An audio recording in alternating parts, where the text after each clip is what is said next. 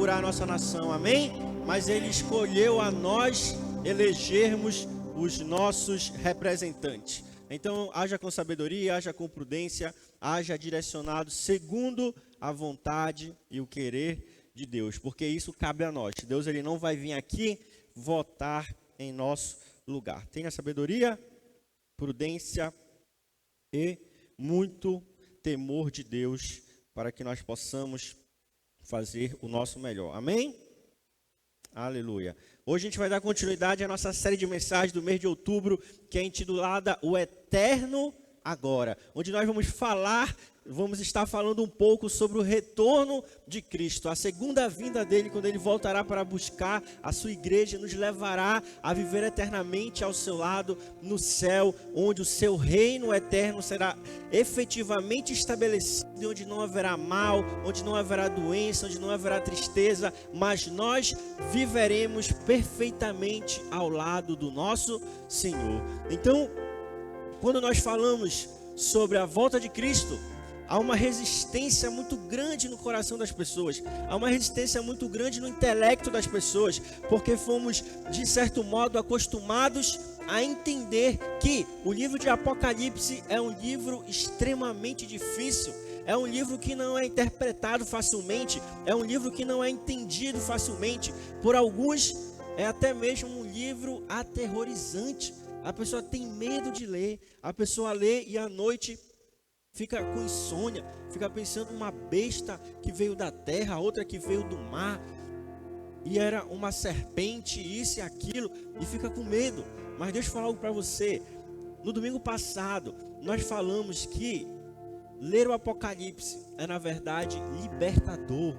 É algo tremendo, é algo que nos edifica, é algo que nos dá esperança e força para avançarmos, prosseguirmos em servir a Deus de forma plena, para então alcançarmos a recompensa que Ele tem para cada um de nós. Nós lemos Apocalipse capítulo 21, logo no início, 5 capítulos, lemos também Apocalipse 22, eu queria desafiar você a ler quando chegar na sua casa, para você entender só um pouquinho, que no final da história, o nosso Senhor Jesus Cristo, Ele é vitorioso. Ele vence e restaura tudo à sua vontade, ao seu querer, e nos estabelece no seu reinado juntamente com Ele, em um local onde não haverá tristeza, dor, onde não haverá pranto, mas tão somente a paz que excede todo entendimento estará conosco, e agora de forma materializada na pessoa do próprio Cristo, habitando ao nosso lado. Então, quando nós falamos de Apocalipse, quando nós falamos de escatologia, quando nós falamos da volta de Cristo, não estamos falando simplesmente de regras, simbologias, não estamos falando de coisas que são difíceis de entender. Não, na verdade, a essência básica da volta de Jesus é nós entendermos que Ele nos escolheu, Ele nos selecionou, Ele nos separou para que nós pudéssemos ser os grandes agentes da sua volta.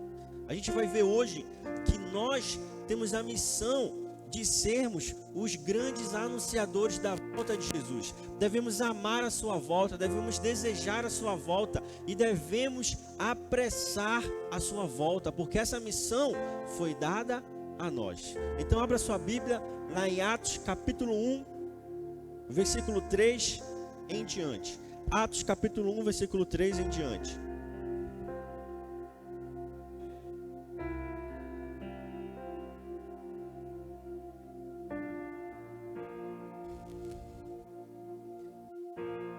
Diz assim: depois do seu sofrimento, Jesus apresentou-se a eles e deu-lhes muitas provas indiscutíveis de que estava vivo.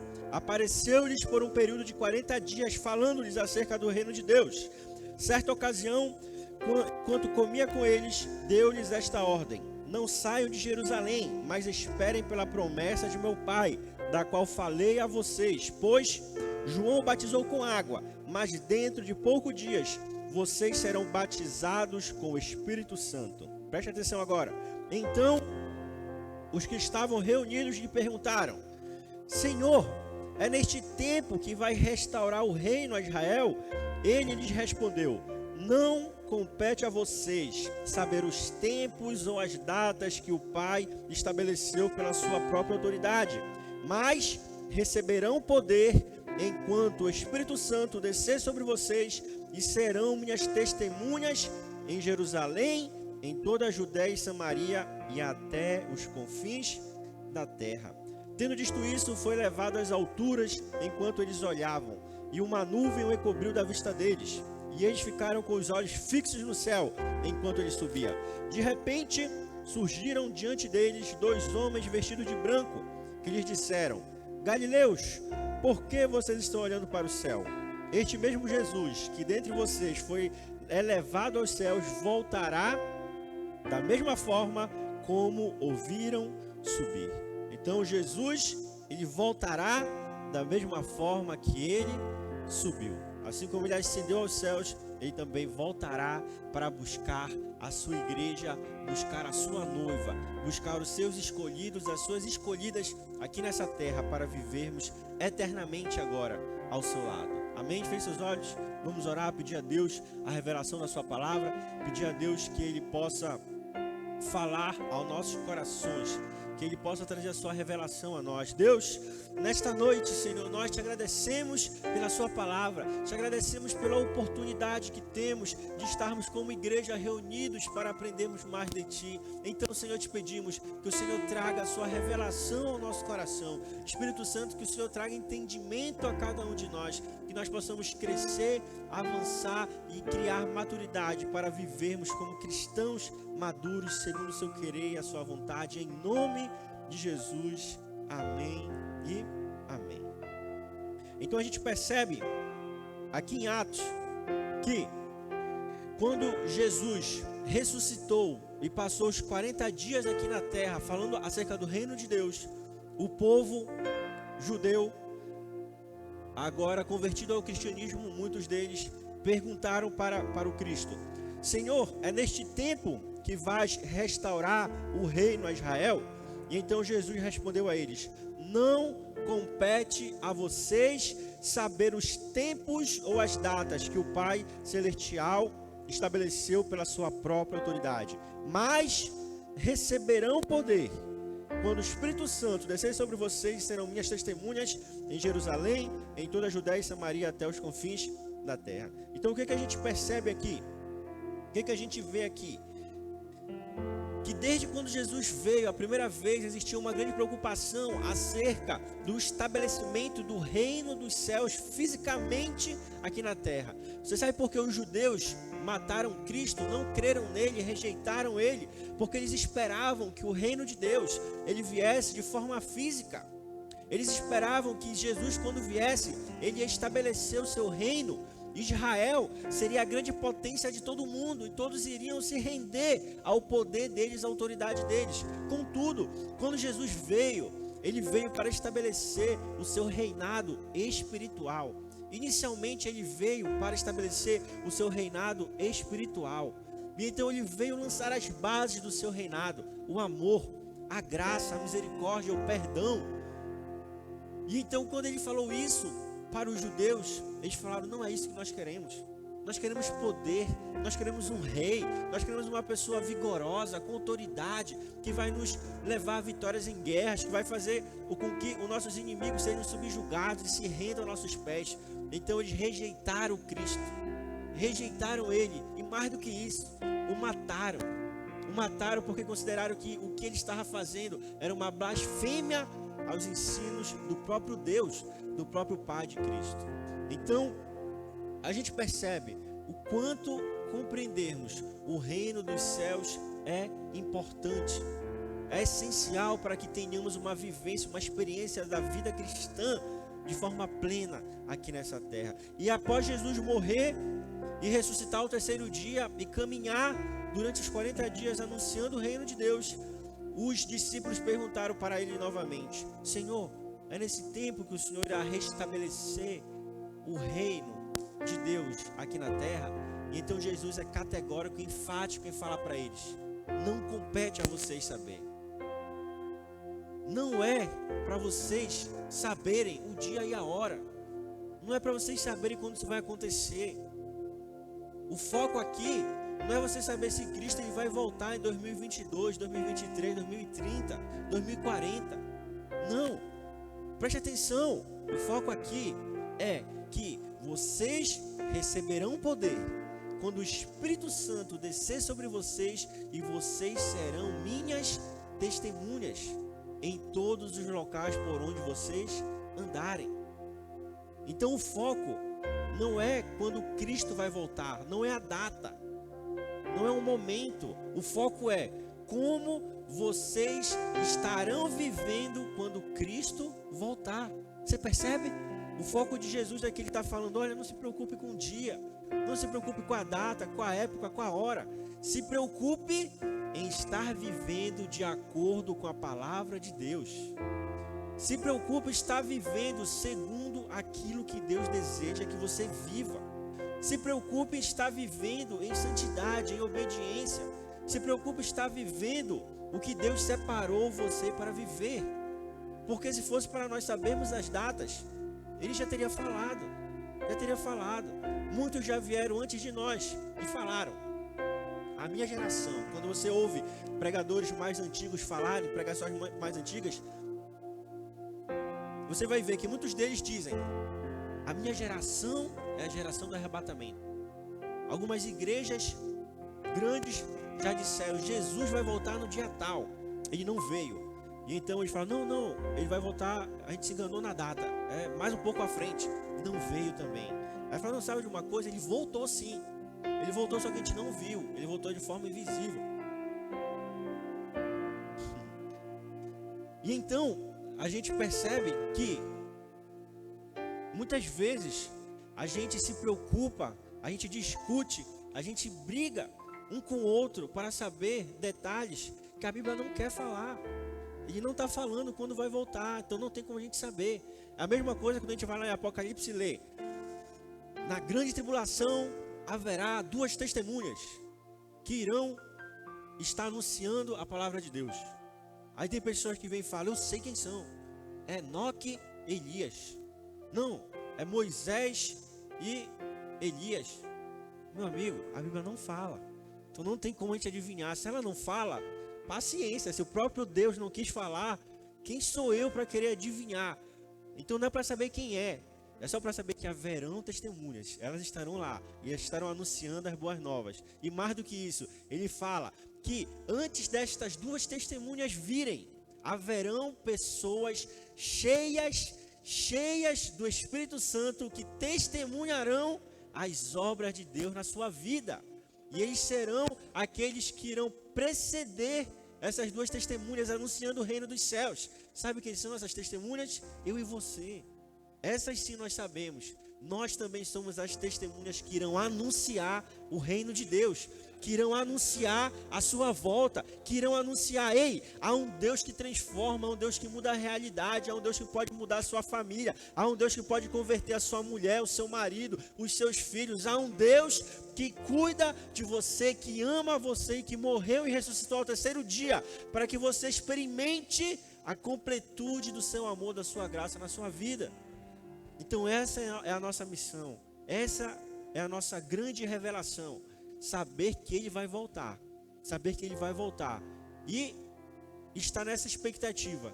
Ele pode voltar amanhã? Pode ser daqui a uma semana? Pode ser mês que vem? Pode ser ano que vem? Pode, mas a grande questão é vivermos hoje a expectativa de que Ele vai voltar daqui a pouco, vivermos amanhã a expectativa de que Ele vai voltar amanhã, vivermos na próxima semana com a expectativa de que Ele vai voltar naquela semana. E então você percebe que a sua prioridade, o seu foco, ele muda totalmente. Ele muda. Por quê? Porque estaremos sempre na iminência da volta do Senhor. Estaremos sempre alertas, vigilantes, aguardando que Ele venha nos buscar. E não estaremos como aquelas virgens nécias, despreparados, sonolentos, dormindo, quando o nosso Senhor voltar. Então falar de escatologia, falar do eterno agora, falar sobre a volta de Jesus é falarmos de nós estarmos vivendo uma vida compatível com a sua vontade, uma vida compatível com o seu querer, uma vida compatível com a sua palavra. Amém? Aleluia. Então, Para nós avançarmos ainda mais, você pode ler lá em Lucas capítulo 20, versículo 9 em diante, sobre a parábola dos lavradores, a palavra dos lavradores. Você vai ver lá uma história que diz que um senhor, ele foi fazer uma longa viagem, que demorou muito tempo. Então ele entregou a sua vinha a lavradores. E então quando chegou o tempo da colheita, ele enviou servos para ficar responsável em pegar a colheita. Quando seus servos chegaram lá, chegou o primeiro servo, ele foi espancado, foi maltratado e mandaram ele de volta para o seu senhor. Chegou o segundo, chegou o terceiro, a mesma coisa. E então ele falou: eu vou enviar o meu filho para que ele possa ir pegar os frutos. E quando o filho chegou, os lavradores mataram o filho, falaram: vamos matar ele, porque então assim a herança vai ficar conosco. E então o senhor da vinha disse: eu mandei o meu filho, eles o mataram, eu mandei meus servos, eles o mataram. Eu vou então acabar com esses lavradores e vou dar a vinha a outro grupo de lavradores. Essa parábola, ela aponta para nós, aponta para a igreja, para os cristãos atuais. O primeiro grupo de lavradores aponta para a nação de Israel. Deus deu a eles o prazer de ser a nação escolhida, a partir da qual todo o mundo seria abençoado, a partir da qual todo mundo conheceria a verdade, a palavra de Deus. Contudo, eles se fecharam. Eles falaram: não, a palavra é só para nós, as bênçãos é só para nós. A gente vê o ápice disso lá no livro de Jonas, quando era para ele ir anunciar a palavra ao povo ninivita. E o que ele fez? Falou: não vou, esse povo é um povo mau, um povo pecador, um povo ruim. Se eu for anunciar boas novas para eles, eu sei que eles vão se converter, porque Deus é um Deus misericordioso. Ele falou: não vou, eles que morram, eles que pereçam sem Deus, mas eu não irei anunciar boas novas, eu não irei anunciar a palavra.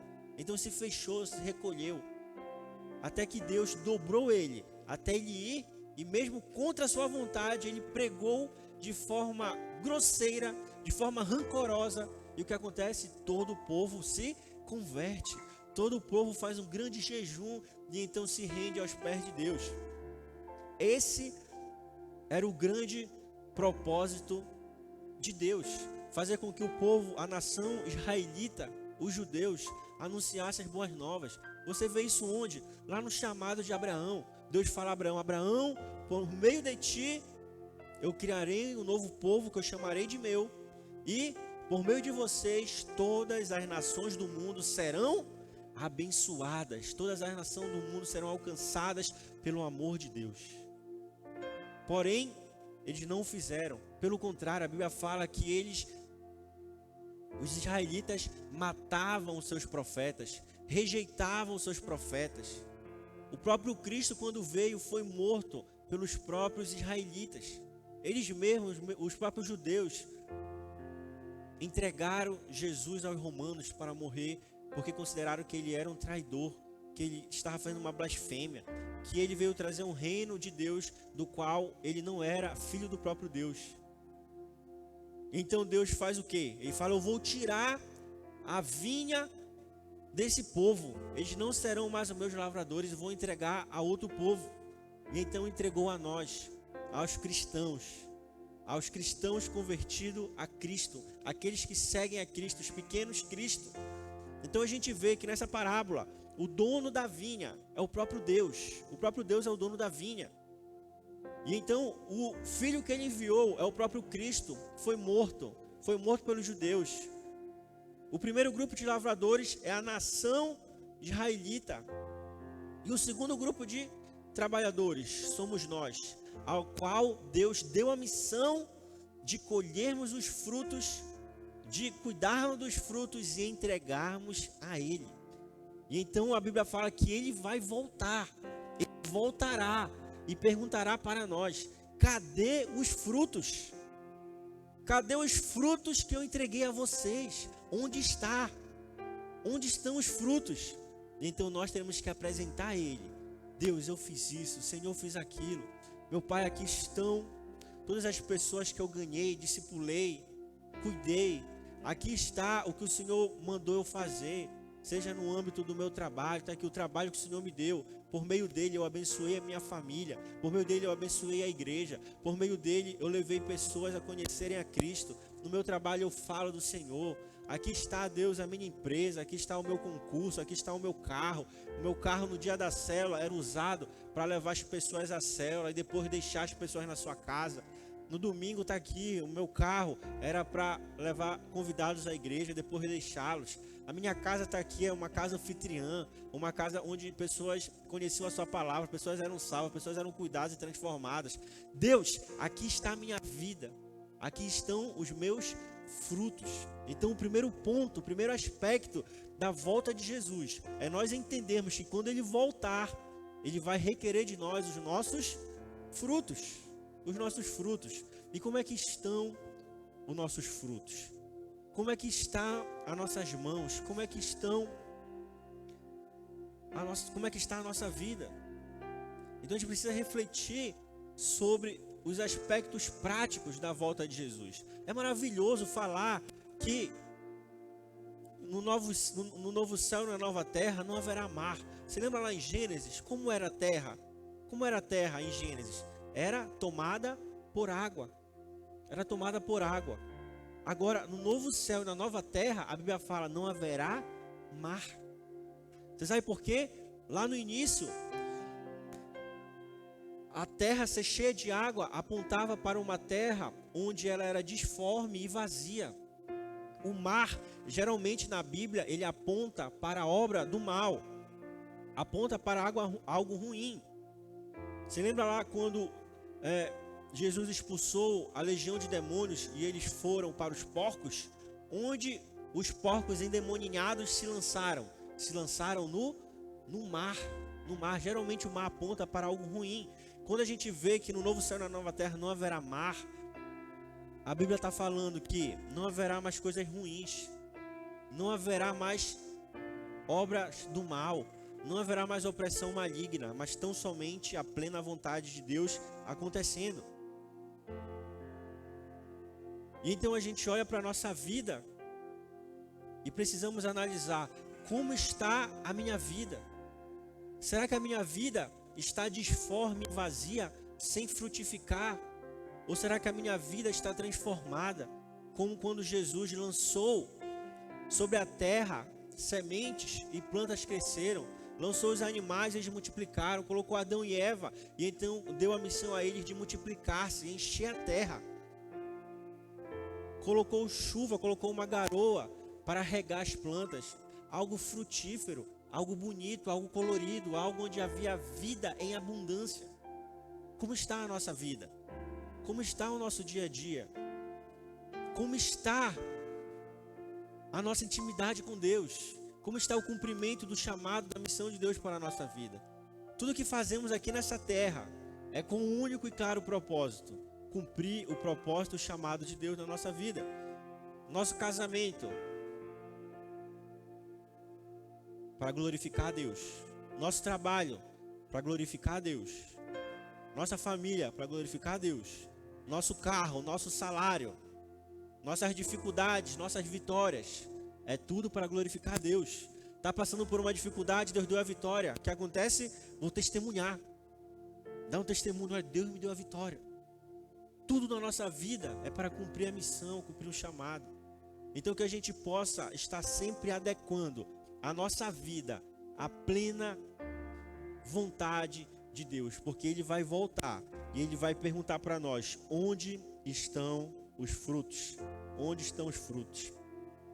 Outro ponto, Atos capítulo 3, versículo 21 diz assim: é necessário que ele permaneça no céu, até que chegue o tempo em que Deus restaurará todas as coisas, como falou há muito tempo, por meio dos seus santos profetas. Olha o que está falando aqui, Atos capítulo 3, versículo 21. É necessário que ele permaneça no céu, até que chegue o tempo em que Deus restaurará todas as coisas.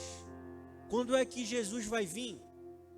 Quando nós cumprirmos a nossa missão aqui na terra.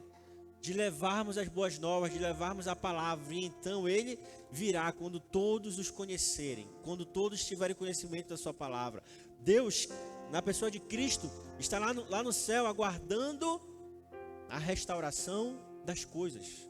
Aguardando a restauração das coisas. Perceba, quando Cristo veio, ele estabeleceu o seu reinado espiritual. O reinado espiritual foi estabelecido. Após a sua morte e ressurreição, ele fala lá em Mateus 28, como a gente leu agora há pouco: toda autoridade me foi dada no céu, mas também na terra. Portanto, ide e fazei discípulos. Ide e levai o reino de Deus. Em outras palavras, ele está falando: ide e estabelecei agora o reinado físico de Deus aqui na terra. Se Cristo veio estabelecer o seu reinado espiritual, também é verdade que quando ele foi aos céus, ele deu uma missão para nós. Agora a missão de vocês é estabelecer o reinado físico do meu Pai aí na terra. É conosco que o reinado de Deus inicia aqui na terra. Essa missão foi dada a nós. Cristo, ele só vai vir quando nós cumprirmos a nossa missão aqui na terra, de levar o evangelho a todas as pessoas que não o conhecem. Levar o evangelho às pessoas que necessitam ouvir a sua palavra. Levar o evangelho às pessoas que precisam ser transformadas. Então, a restauração das coisas, ela começa por meio da nossa própria vida. Claro que ainda não vai ser de forma plena, ainda não vai ser de forma perfeita, mas no momento certo, aquele que é perfeito virá e aperfeiçoará todas as coisas e fará com que tudo se converta à sua vontade, ao seu querer. Quando a gente vê lá no livro de Mateus, a gente percebe que nós podemos resumir o livro em três partes. O primeiro, Mateus 11, 28 fala: vinde a mim todos que estáis cansados e sobrecarregados, e eu vos aliviarei. Você está mal, está cansado, Deus não tem dinheiro, Senhor, a minha família está desestruturada, Senhor, não tenho paz, não tenho sossego, não tenho calma. O que ele fala? Vinde a mim e eu vos aliviarei. Eu vou lhes dar descanso. Se falta dinheiro, vou lhe dar dinheiro. Falta paz, vou lhe dar paz.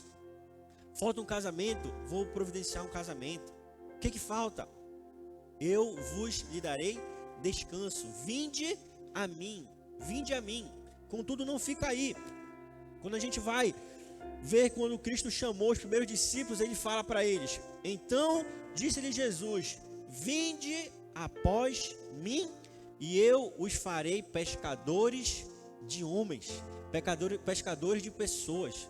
O segundo ponto: vinde após mim. Se é verdade que a gente vai até Cristo, também é verdade que nós devemos ir depois de alimentados, restaurados, transformados, regenerados por Ele, nós irmos até as pessoas, ir após Cristo. O próprio Cristo, ele falou: vocês farão obras maiores do que eu. Vocês farão obras maiores do que eu. Você perceba que nós, como cristãos, temos um poder grandiosíssimo. Aqui no Brasil chegamos ao ponto de nós decidirmos uma eleição presidencial. Perceba, eu não estou fazendo aqui, não estou fazendo apologia a nenhum candidato. Estou falando que é bom, que é ruim, não é nessa questão. Eu estou falando que a igreja se posicionou. E diante da posição da igreja, uma pessoa foi eleita. Foi eleita porque a igreja se posicionou. Agora, por que a igreja também não se posiciona para alcançar mais pessoas? Porque a igreja não se posiciona para falar: vamos construir igrejas, vamos levar igrejas aos povoados que não têm, vamos levar o evangelho aos locais distantes, onde ainda não chegou. Eu estou falando aqui do Pará, em especial, do nosso estado, que é grandiosíssimo. Locais ribeirinhos que não são alcançados pelo evangelho. Por que a igreja não se une dessa forma? Porque a igreja não fala: vamos gastar menos em prédio, vamos gastar menos em tijolo, cimento, em beleza física, e investir mais em beleza espiritual, investir mais em pessoas. E isso passa por mim e por você. Isso passa por mim e por você. Passa por nós como cristãos e cidadãos do céu. de fazermos a nossa parte, fazermos o nosso querer, segundo a vontade de Deus. Então, no final do livro de Mateus, Jesus vai falar: agora então, ide e fazei discípulos. Ide, vinde a mim, todos estão cansados, sobrecarregados. Ide após mim, vinde após mim, e eu os farei, eu os prepararei, eu os capacitarei para serem pescadores de pessoas, de homens e de mulheres. E ide, fazei discípulos. Fazei discípulos, essa é a nossa grande missão. Essa é o auge, o alvo maior da vida cristã. Receber paz da parte de Deus, receber uma bênção é maravilhoso. Alcançar uma bênção, poxa, Deus ele permitiu que eu ingressasse na faculdade, Deus permitiu que eu pudesse me formar, Deus abriu as portas de emprego, Deus me deu um bom salário, bom recurso, Deus me deu uma boa família, maravilhoso. É o descanso, é tremendo.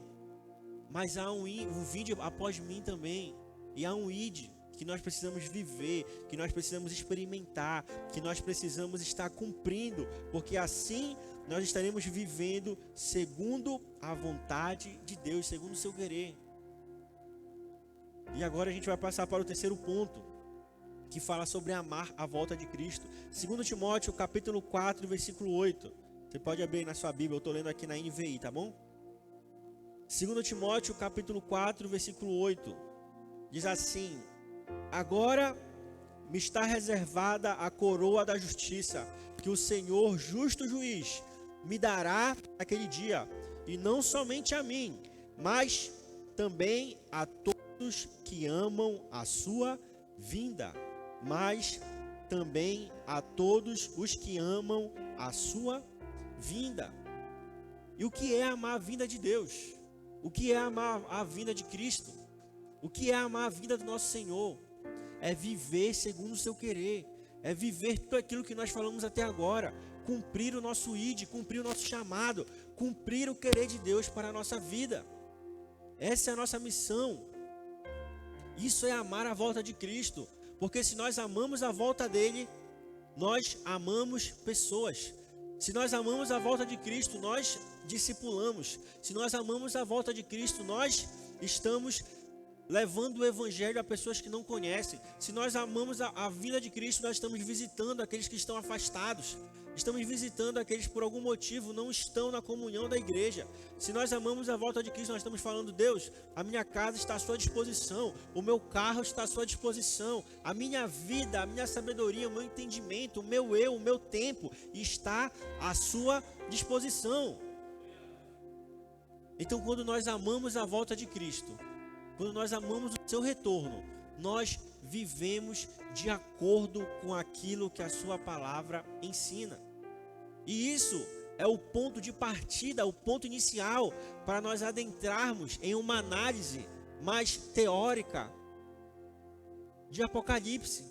Se você não entende isso, quando você vai estudar Apocalipse, não para de um mero estudo, não para de questões apenas simbólicas, de algo que ainda vai acontecer, de algo que talvez você não se comprometa muito com aquilo, porque você não entende para onde aquilo está apontando. Quando nós lemos Apocalipse, então, a gente vai chegar a qual conclusão?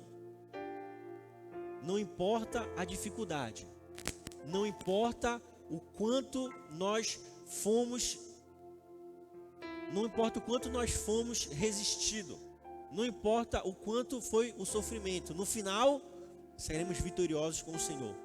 No final, tudo será restaurado à sua vontade, ao seu querer. No final, a vontade dele prevalecerá. Quando entendemos isso, então a nossa vida ela passa a fazer maior sentido. Porque não importa o agora. Sabe quando você está lá no seu trabalho, penoso, está difícil, mas você sabe que no final do mês vai ter o salário lá para lhe confortar? A mesma coisa na nossa vida. Está difícil, às vezes não está fácil, mas a gente sabe que mesmo em meio à maior tempestade, Cristo está no barco conosco e Ele vai falar no momento certo: acalme-se a tempestade, faça a plena bonança, e então nós iremos experimentar a plenitude da sua palavra, das suas bênçãos, do seu querer na nossa vida. E Cristo, ele fala acerca de uma igreja vitoriosa. Cristo, ele fala sobre uma igreja forte, uma igreja imparável, uma igreja que não irá se acovardar diante da porta do inferno, mas que a porta do inferno não prevalecerá contra ela. A Bíblia fala sobre um Cristo que ele foi até o inferno e pegou a sua chave, pegou a chave da morte, e agora tudo está segundo o seu querer, segundo a sua vontade. Toda a autoridade lhe foi dada, tanto no céu quanto na terra. Quando nós compreendemos isso, quando nós buscamos viver isso, quando nós buscamos ter mais profundidade em Deus, então a gente vai estar mais preparado para entendermos um pouco mais acerca das promessas de Apocalipse, da revelação de Apocalipse para a igreja. A gente vai estar mais com o pé no chão, menos misticismo e mais praticidade,